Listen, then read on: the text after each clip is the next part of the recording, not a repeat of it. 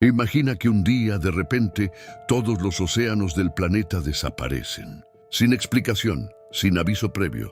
71% de la superficie de la Tierra vacía de golpe. Lo que antes era mar, ahora es un cañón gigantesco de barro y sal. Montañas que nunca habíamos visto, porque siempre estuvieron bajo el agua. La cordillera más larga del mundo no está en ningún continente. Recorre el fondo del océano Atlántico y quedaría al descubierto de golpe, partiendo el planeta en dos. Barcos hundidos, cañones más profundos que el Gran Cañón y criaturas que ningún humano había visto, todo expuesto a la vez. Se suele decir que conocemos mejor la superficie de la Luna que el fondo de nuestros propios océanos. Ahora lo tendríamos todo a plena vista. Casi toda la vida marina, desde el plancton hasta las ballenas, moriría en cuestión de horas. Y no solo la vida marina. Osos polares, focas, pingüinos, gaviotas, especies enteras que dependen del mar para comer, se quedarían sin su única fuente de alimento. Toda una cadena alimenticia, rota de un día para otro. Pero esto es solo el principio. El 97% del agua de la Tierra está en los océanos. Solo un 3% es agua dulce, y gran parte está congelada o bajo tierra. Si el océano desaparece, desaparece casi toda el agua del planeta de golpe. El fitoplancton oceánico produce entre el 50 y el 85% del oxígeno que respiramos. Sin océanos, esa fábrica de oxígeno se apaga para siempre. No te quedarías sin aire de inmediato. La atmósfera guarda una reserva enorme, pero con los años, sin nadie reponiéndolo, el oxígeno empezaría a escasear poco a poco, y el clima se convertiría en una pesadilla. El agua absorbe calor sin apenas calentarse, y eso es justo lo que hacen los océanos. Absorben alrededor del 90% del exceso de calor generado por el cambio climático. Sin ese amortiguador, las temperaturas se dispararían sin control. De día, un calor insoportable.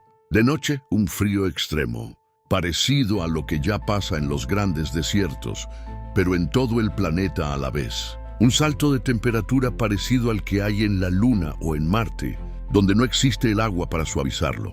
Ese cambio brusco generaría además vientos y tormentas extremas casi de inmediato, mientras la atmósfera intenta compensar un desequilibrio que nunca había tenido que afrontar. Las corrientes oceánicas también reparten el calor por el planeta. Por eso, Europa Occidental tiene inviernos suaves, pese a estar a la misma latitud que Canadá. La corriente del Golfo le regala ese calor extra. Sin océanos, esa corriente no existiría, y ese regalo desaparecería con ella. Además, la mayor parte de la lluvia del planeta empieza como agua evaporada del mar.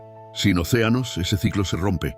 Los continentes poco a poco se convertirían en desiertos. Los huracanes y los monzones también se alimentan del calor oceánico.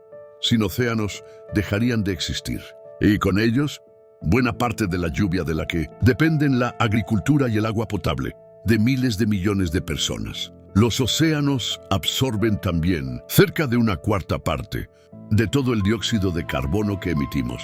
Para los seres humanos, la caída sería inmediata y brutal. Más de 3.000 millones de personas dependen del pescado para una parte importante de sus proteínas. Más de 800 millones viven, directa o indirectamente, de la pesca.